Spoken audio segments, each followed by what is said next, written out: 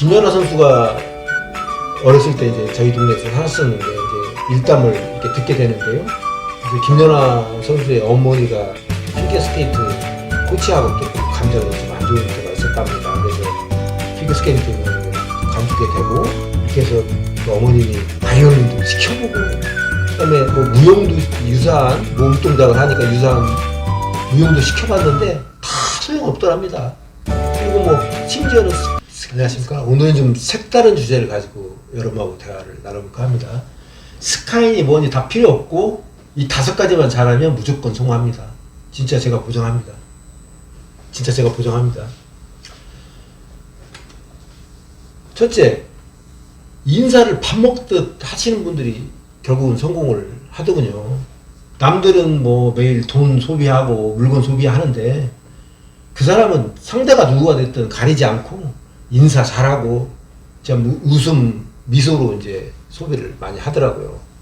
보면은 어떤 분은 이제 우리가 엘리베이터를 타면 적게는 10초 길게는 한 뭐 1분 정도 이제 좁은 공간에 있지 않습니까? 그 1분 사이에 한 30초 사이에 금방 그 처음 본 분하고 인사도 하고 가까워지는 분들을 제가 봤습니다. 참 영업력이 아주 탁월하신 분이죠. 영업을 위해서 한 건 아닌데 결국은 그게 이제 사소한 인연이 돼서 도움을 받기도 하고 그런 경우를 봤거든요. 참 인사가 얼마나 중요한지 그분을 통해서 제가 좀 피부로 느꼈고요. 제가 10여 년 전에 이제 스위스에 잠깐 있었는데 그때까지만 해도 동양 남자들은 유럽 사람들이 사람에 관심이 없거든요. 근데 여자가 됐든 남자가 됐든 스위스 사람들이 하이하이 하면서 인사를 하더군요.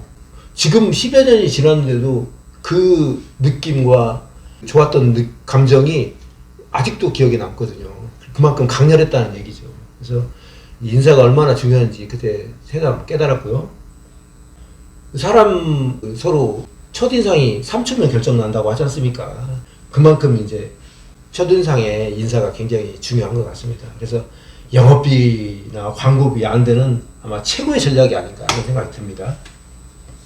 그리고 이제 이 자존심과 자존감을 분명히 구분을 하는 사람들이 성공을 하더군요. 자존감이 있는 사람은 일할 때 나와 그 본연의 나를 잘 구분을 하더군요. 존심 부리는 사람은 그런 자존심 때문에 그냥 시도 때도 없이 존심 부리다가 그냥 손해보고요. 저 같은 경우에 해당이 됩니다. 저 같은 경우도 이제 자존심이 강한 사람인데 지금 이제 돌이켜서 생각해보면 제가 자존심이 센 이유는 이제 자존감이 낮았다는 생각이 들거든요. 그래서 지금도 좀 그 부분을 제 스스로 개선을 해보려고 하는데 너무 이제 오랜 동안 고착화가 돼서 그게 순간순간 또 안 좋은 버릇이 불쑥불쑥 튀어나올 때가 있거든요. 지금이라도 좀 조심해보려고 노력하고 있습니다. 보면은 이제 개그맨들이나 이런 분들도 보면은 이제 청중들 앞에서 망가지기도 하고 우습게 보이기도 하지 않습니까? 근데 그 사람이 이제 웃기는 거지 우스운 존재는 아니지 않습니까? 그리고 뭐 백화점에 가서도 뭐 구두 판매원 같은 경우도 이제 그 사람 그 고객에게 신발을 신겨드리기 위해서 자기 자신을 낮추는 거지 그 사람 자체가 낮아지는 건 아니지 않습니까? 만약에 이제 그렇다고 그 구두 판매원이라는 사람을 낮춰보거나 개그맨을 우습게 보는 사람이면 그 사람의 인성에 문제가 있는 것이겠죠. 자, 그리고 참 상대를 바꾸려 하지 말고 사람 구별하는 안목을 좀 길러야겠습니다. 사람이 변하지 않지 않습니까? 내가 변하지 않듯 그 사람의 근본도 쉽게 변하지 않거든요. 그래서 자꾸 힘 빼고 에너지 소비하지 말고 힘들이지 않아도 곁에 있을 좋은 인연을 찾아야겠습니다. 사람이라는 게 다 다르지 않습니까? 틀린 게 아니거든요. 다른 것 뿐이지. 근데 이제 우리가 그렇게 얘기합니다. 넌 왜 그 모양이냐고. 그 모양인 거예요. 내가 네모라고 해서 상대방이 네모일 수는 없지 않습니까? 상대방은 동그라미일 수 있고 세모일 수도 있는데 자꾸 이제 네모의 모양을 갖추라고 이제 강요도 할 수도 있고 그런 거기 때문에 이 강요를 하다 보면 또 갈등도 생기고 힘만 빠지고 그러니까 회사를 들어가는 사람도 나한테 맞는 회사를 들어가면 되는 것이고 뽑는 사람도 그 회사의 특성에 맞게 뽑으면 되는 것이죠. 근데 그렇게 선택이 잘못됐을 때 이제 문제가 되는 것이겠죠. 그래서 사람은 이제 동적인 사람이 있고 정적인 사람이 있지 않습니까? 여행 즐기고 막 또 모험을 즐겨하는 사람이 있는가 하면 또 뭐 영화를 즐기거나 독서를 즐기면서 뭐 좀 정적인 활동을 즐기는 사람도 있으니까 거기에 맞춰서 길을 찾아가면 되겠죠. 그리고 어떤 사람은 또 굉장히 목표 지향적인 사람이 있지 않습니까? 자기 목표를 향해서 꿋꿋하게 달려가는 사람이 있는가 하면 관계지향적인 사람이 있고 사람의 만남과 관계 속에서 행복감도 느끼고 거기에서 가치 실현을 하려고 하는 사람들도 있는 것이고 그리고 좀 인지적인 사고를 갖고 있는 사람들 논리적인 사고를 갖고 있는 사람들이 있는가 하면 또 이제 감성적이고 공감 능력이 뛰어나고 공감을 불러일으키고 공감을 받으려고 하는 사람도 있을 것이고 동물에 비유하자면 이제 사자 같은 사람이 있고 또 낙타 같은 사람이 있지 않습니까? 사자는 이제 밀림에 있을 때가 왕이 되지만 사자가 사막에 있으면 어떻게 되겠습니까? 아주 무능한 동물이 되겠죠. 낙타야 또 밀림에 가면 먹잇감이 되겠지만 낙타가 또 사막에 가면 아주 훌륭한 일꾼이지 않습니까? 무거운 짐을 오랜 시간 동안 꿋꿋하게 해내는 그런 아주 능력 있는 동물이 될 수도 있는 거니까 다 때와 장소에 따라서 달라질 거라고 생각합니다. 꽃도 이제 봄에 피는 꽃이 있고 가을에 피는 꽃이 있듯이 때와 장소에 따라서 다 다르다고 생각합니다. 김연아 선수가 어렸을 때 이제 저희 동네에서 살았었는데 이제 일담을 이렇게 듣게 되는데요. 이제 김연아 선수의 어머니가 피겨스케이트 코치하고 조금 감정이 좀 안 좋은 때가 있었답니다. 그래서 피겨스케이팅을 관두게 되고 이렇게 해서 그 어머님이 바이올린도 시켜보고 그다음에 뭐 무용도 유사한 몸 동작을 하니까 유사한 무용도 시켜봤는데 다 소용없더랍니다.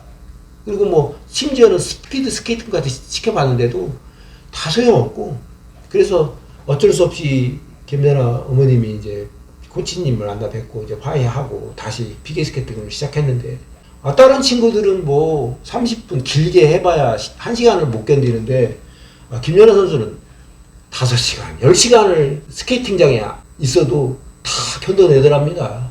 이게 다 자기한테 맞는 일이 있고 그런 장소가 있는 것 같습니다. 그리고 마지막으로 운동 습관을 길러야 되겠습니다. 좋든 싫든 100살까지 살아야 하는데 무병장수를 할지 유병장수를 할지는 땀의 양에 비례하겠죠. 내가 이제 성생활을 하든 열정을 바치든 긍정적인 생각을 하든 다 건강에서 비롯된 거 아니겠습니까? 그래서 남자가 운동하면 밥맛 좋아지고 그리고 이제 체력 좋아지니까 또 이제 배우자한테 또 만족감도 줄 수 있고 그러다 보니까 또 남자로서의 또 자신감이 또 뿜뿜할 수 있을 것이고요. 여자가 운동하면 뱃살 줄어들겠죠. 그러다 보니까 몸매 좋아지겠죠. 무릇 남성들의 시선도 받을 수 있을 것이고 여성성이 뿜뿜해지는 것이죠. 그러니까 운동이라는 게 어떻게 보면 이제 자기 관리에 척도가 되는 것 같습니다. 안 움직이면 뇌가 퇴화한다고 하지 않습니까? 옛날에 이제 어머님 때문에 이제 오랜 동안 요양병원을 왕래한 적이 있는데 멀쩡하셨던 분도 한 달 요양병원에 있으니까 저희 어머니하고 상태가 똑같아지더라고요. 하루 종일 눈동자가 흐린 상태에서 이 천장만 쳐다보고 계시는 걸 봤거든요. 그래서 안 움직이면 결국은 인간과의 삶은 그냥 바로 끝난다는 생각을 제가 한 적이 있었습니다. 하나 더 있었네요. 행복은 저쪽 넘어 있는 게 아니라 느끼는 거더라고요. 어떤 분은 커다란 행복에도 무디고 이제 불만족스러워 하는 사람이 있고 일상 속 작은 행복에도 그 행복이 도망가지 않도록 멋지게 다이빙 캐치해서 그것도 잡아내는 사람이 있더라고요. 자, 행복이라는 게 이제 형체도 없고 이제 환산도 안 되지 않습니까? 돈으로도. 또 때로는 뭐 연예인분이나 뭐 권력자나 이런 분들이 어떻게 보면 일반적인 사람들이 봤을 때 굉장히 부러움의 대상인데 어느 날 갑자기 또 극단적인 선택을 하는 분도 있지 않습니까? 그래서 참 행복의 척도는 다 다른 것 같습니다. 어떤 사람은 참 초코파이 하나만 먹어도 이렇게 행복감을 느끼는 사람이 있고 어떤 사람은 그 비싸고 싱싱한 회를 먹어도 입맛이 쓴 사람이 있을 것이고요. 제가 이제 군대 있을 때 생각이 나는데요.